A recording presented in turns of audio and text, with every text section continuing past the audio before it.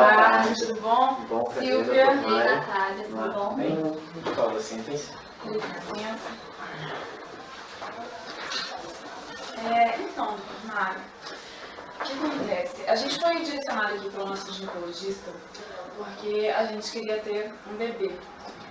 E como eu já tenho 39 anos, a gente achou que seria mais seguro se a Nath tivesse o bebê.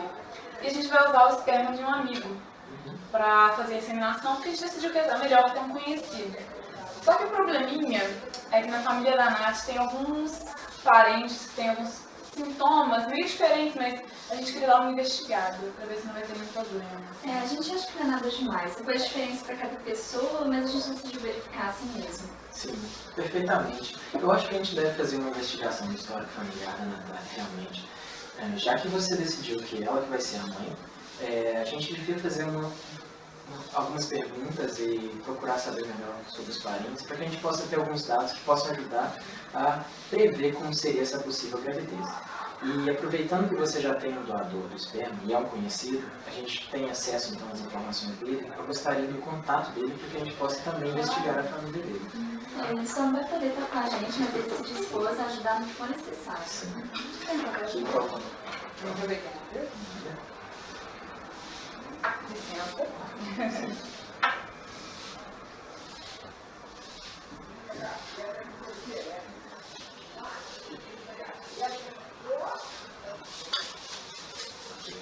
Obrigado. Pode entrar aqui então. Bom, obrigado. Então a gente vai continuar com a entrevista, né, para a gente saber um pouco mais da história familiar da sua família. E eu entendo que podem ser algumas perguntas, são várias perguntas que eu vou precisar fazer, e preciso que você seja paciente e possa lembrar o máximo possível das informações que eu preciso te perguntar. E, além disso, talvez a gente precise incomodar alguns parentes para que a gente tenha algumas informações corretas e mais precisas para que a gente possa fazer a avaliação. A gente avisou a família. Vejamos aqui o heredograma de Jorge, o amigo doador de esperma do casal. Este é Jorge e o resto da sua família, a qual tivemos acesso.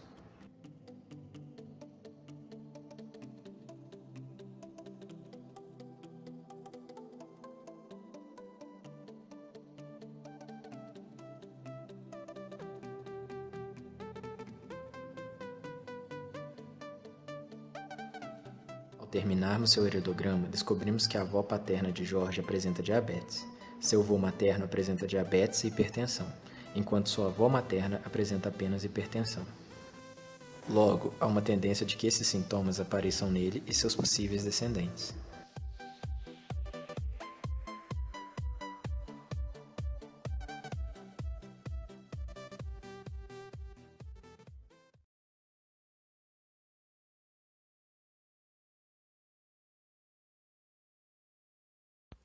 O diabetes mellitus tipo 2 é uma síndrome heterogênea que resulta de defeitos na secreção e na ação da insulina. Atualmente, afeta aproximadamente 171 milhões de indivíduos em todo o mundo e com projeção de alcançar 366 milhões de pessoas no ano de 2030, pulando a prevalência de 2,8% em 2000 para 4,4%. O gene da insulina é expresso nas células beta das ilhotas pancreáticas, onde a insulina é sintetizada e armazenada em grânulos antes da secreção. A liberação de células beta ocorre como um processo bifásico, envolvendo dois reservatórios de insulina. Uma elevação nos níveis sanguíneos de glicose leva a uma liberação imediata de insulina. A insulina é um importante hormônio anabólico necessário para o transporte transmembrana de glicose e aminoácidos, formação de glicogênio no fígado e músculo esquelético, conversão de glicose em triglicéridos. Sua principal função metabólica é aumentar a taxa de transporte de glicose para determinadas células do corpo.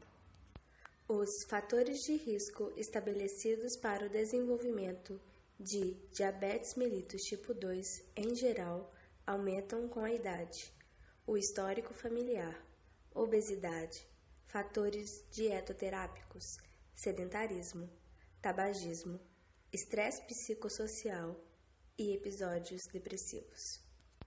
Os primeiros sintomas do diabetes estão relacionados aos efeitos diretos da concentração sérica alta de glicose. Quando esta é superior a 160 a 180 mg decilitros, a glicose passa para a urina. Como os rins produzem um excesso de urina, o indivíduo com diabetes elimina grandes volumes de urina. Outros sintomas incluem a visão borrada, a sonolência, a náusea e a diminuição da resistência durante o exercício. Vejamos agora como fica o heredograma da Natália.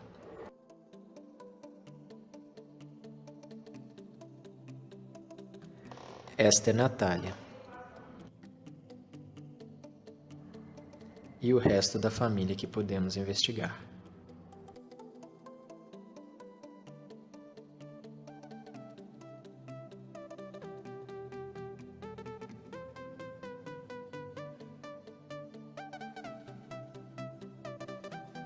Agora que temos o heredograma, vejamos quais sintomas encontramos.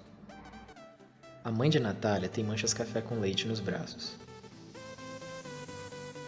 A avó perdeu a visão devido a um tumor no nervo óptico. Seu tio tem sardas axilares e dificuldade de aprendizado. Seu primo, escoliose acentuada. O tio-avô, cabeça proporcionalmente maior e baixa estatura. E o bisavô, neurofibromas cutâneos e má formação dos ossos das pernas. Como Natália também tem manchas café com leite nas costas, podemos concluir que este é um caso de neurofibromatose tipo 1 sendo segregada. Aqui temos os alelos.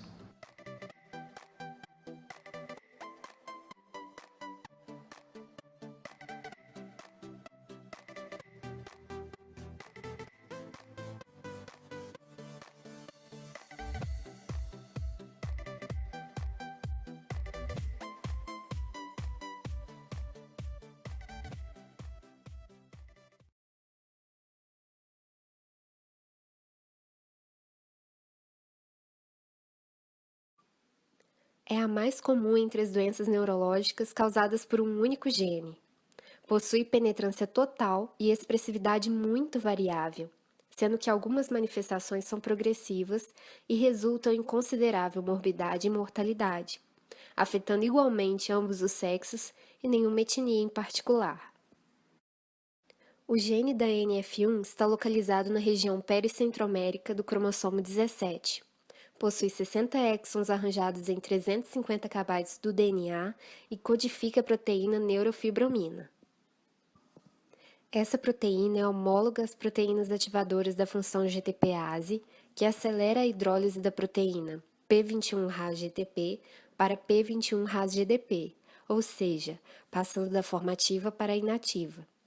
Mutações nesse gene alteram a estrutura original da proteína neurofibromina, impedindo a inativação da P21-RAS-GTP, o que resulta em excesso de sinais mitogênicos para a proliferação celular, favorecendo o aparecimento de lesões neoplásicas. O gene em questão possui uma taxa de mutação 100 vezes mais alta que a média, o que explica a ausência de história familiar em 50% dos pacientes. O tamanho do gene associado à baixa sensibilidade dos métodos de detecção utilizados atualmente dificultam a identificação de mutações, justificando poucas alterações conhecidas até então. Entre as mutações já descritas no gene NF1, incluem-se translocações, deleções, inserções e mutações minisense e nonsense, com maior frequência para as deleções e as inserções, devido à maior dificuldade em identificar as outras. A mais comum das manifestações de NF1 inclui manchas café com leite, neurofibromas, nódulos de Litt e sardas axilares e inguinais. Outras anomalias associadas envolvem os mais variados sistemas: doença cardíaca congênita, fibrose adquirida do miocárdio, causando obstrução no fluxo ventricular, fibrose intersticial pulmonar difusa, estenose de artéria pulmonar, dor abdominal, hemorragia do trato gastrointestinal, perfuração intestinal, anemia, icterícia, hipertensão, obstrução por neurofibromas, feocromocitoma, hipoparatiroidismo e raquitismo. Complicações raras de NF1 incluem o início precoce ou tardio da puberdade, problemas no crescimento, muito baixo ou muito alto, retardamento mental, epilepsia, maior risco de desenvolvimento de câncer e tumores cerebrais, oclusões cerebrovasculares e pruridos cutâneos, mudança no funcionamento do intestino, fraqueza, complicações visuais, escoliose e macrocefalia também foram constatados. O critério de diagnóstico para NF1, como originalmente estabelecido pelo National Institute of Health, especifica que 2 ou mais dos seguintes sinais devem estar presentes: 6 ou mais manchas café com leite, com mais de 5 milímetros nos indivíduos pré-púberes, ou mais de 15 milímetros após a puberdade, 2 ou mais neurofibromas de qualquer tipo, ou um plexiforme, sardas na região axilar ou inguinal, tumor nas vias ópticas, 2 ou mais nódulos de Litt, uma lesão óssea característica como uma displasia esfenoidal ou afilamento do córtex dos ossos longos, e um parente de primeiro grau com NF1.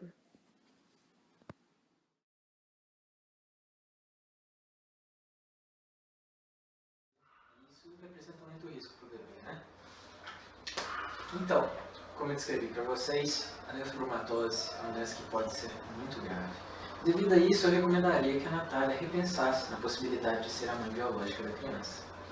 Ai, imaginar que era tão grave. Esse bebê, doutor, mas eu ser a mãe, 39 anos, eu não sou jovem, mas existem riscos com relação a isso, correto? Sim, existem riscos que já estão estabelecidos, que eles se agravam de acordo com a idade da mãe. Mas eu acho que a gente deveria, mesmo assim, fazer um levantamento do seu histórico familiar, para que ao final a gente tivesse todas as possibilidades em mão e vocês pudessem ter uma escolha mais consciente em relação a essa gravidez. Tudo bem, se você acha melhor, a gente pode tentar, né?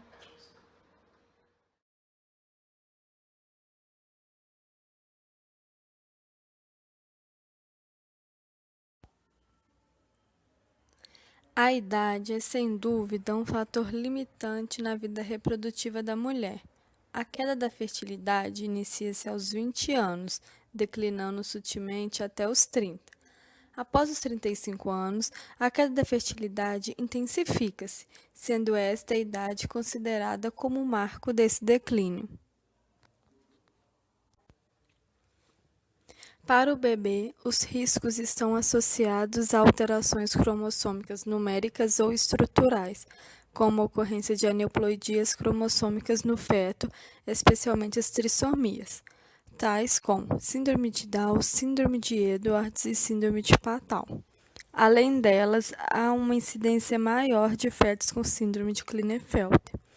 E aumenta também as chances de ter diabetes quando adulto, disfunções imunológicas, doenças cardiovasculares, baixo peso e baixa vitalidade.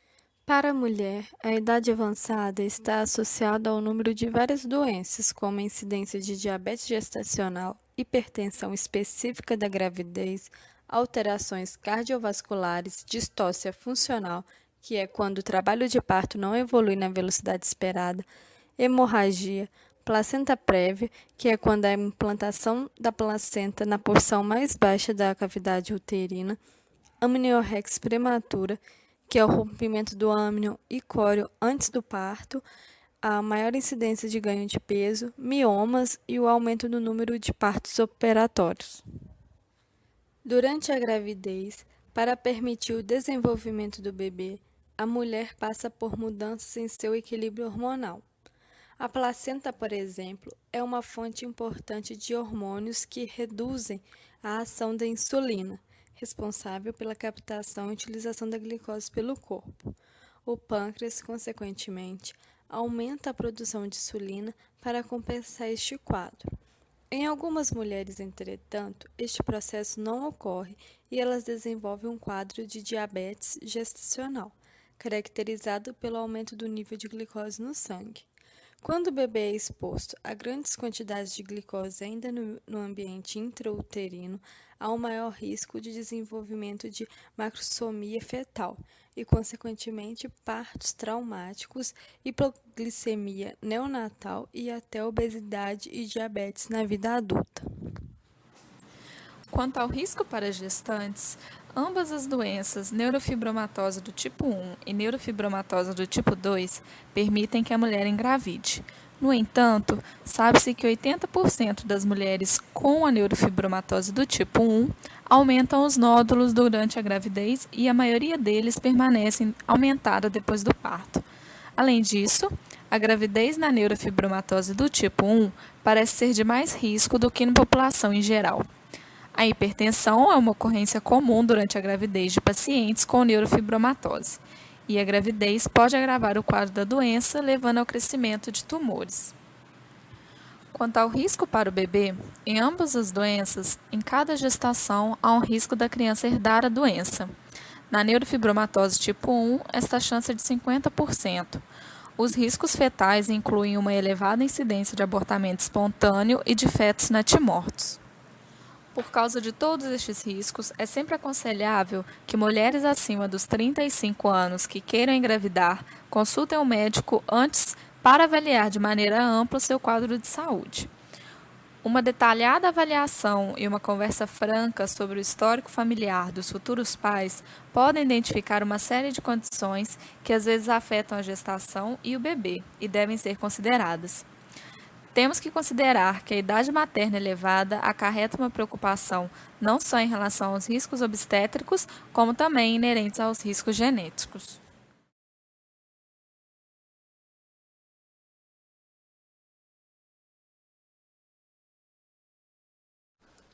Fecundação in vitro consiste na técnica de fecundação extracorpórea na qual o óvulo e o espermatozoide são previamente retirados de seus doadores e são unidos em um meio de cultura artificial localizado em vidro especial.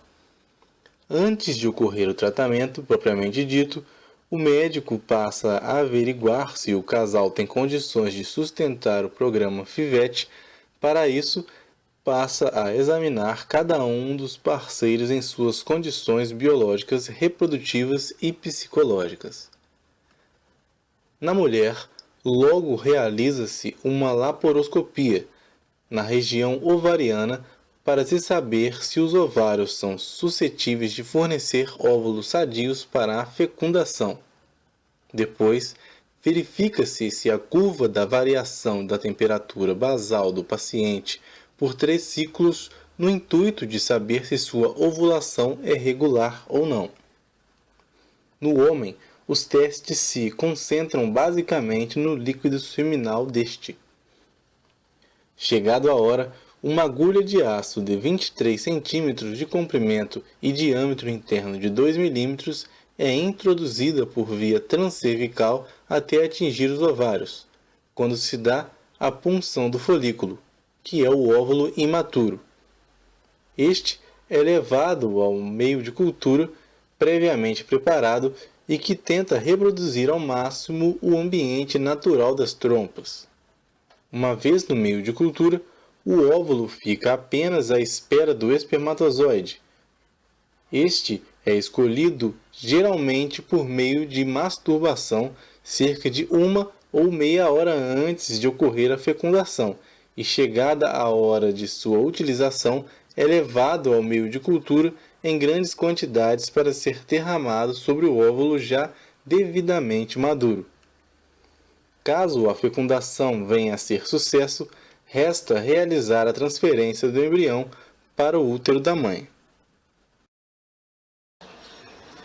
Bom, terminei de reunir as informações sobre o seu histórico familiar e não encontrei nada que pudesse oferecer risco a essa gravidez. Porém, ainda há o problema da sua idade. Já pensaram a respeito?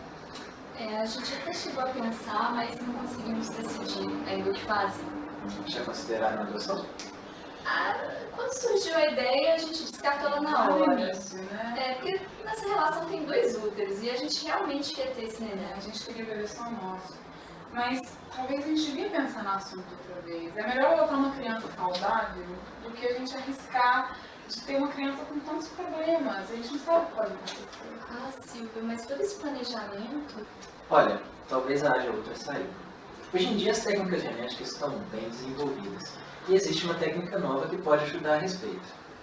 A gente poderia fusionar os óvulos de vocês. Poderia pegar o seu óvulo e o seu óvulo e criar um óvulo só, pegando o DNA da Silvia, já que ela não tem um histórico familiar de doença, e usando a estrutura celular do seu óvulo. Assim criaríamos um óvulo misto e poderíamos realizar a inseminação artificial com o esperma do seu amigo. Nossa, mas isso seria ótimo. A gente tem essa possibilidade mesmo? Mas... e o custo? Porque se essas consultas já não estão cobertas pelo plano de saúde, um procedimento desse deve ser caríssimo. O custo realmente é um problema. É um procedimento novo que veio do exterior e ele realmente tem um alto custo devido ao aparato tecnológico que se usa nele. Vocês deveriam pensar sobre isso. Acho melhor a gente ir pra casa e pensar mais um pouco. Não dá pra tomar essa decisão assim de cara. Olha, vou deixar o material aqui com vocês. Vocês podem ler, pesquisar um pouquinho mais sobre isso. Então, caso queiram seguir em frente, vocês entrem em contato ou queiram tirar dúvidas, podem me ligar. Sim, acho que é o melhor a ser feito. Tá ótimo. Muito obrigada, doutor. Eu agradeço. Boa tarde. Boa tarde, foi um prazer. Obrigada, muito Boa obrigada. tarde. Obrigada, tchau. Tchau.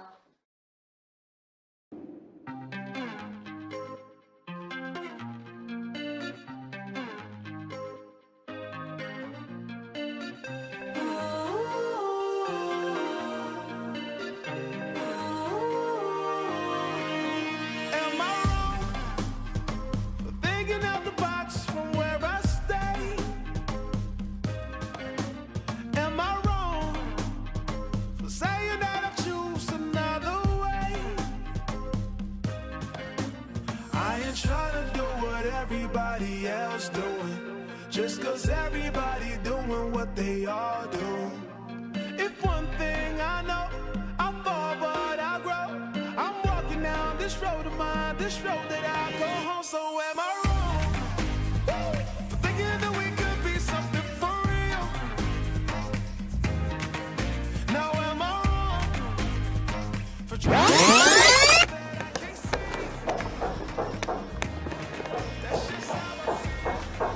Tá bom, filho.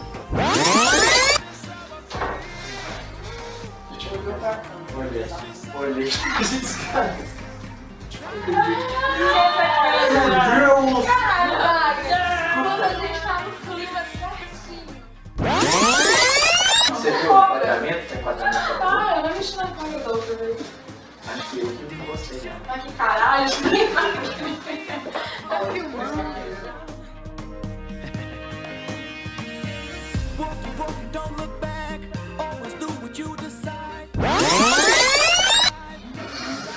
Porra, Wagner, tava no clima. Tava no clima. Cagou o negócio. De novo. Eu tava quase rindo. De novo.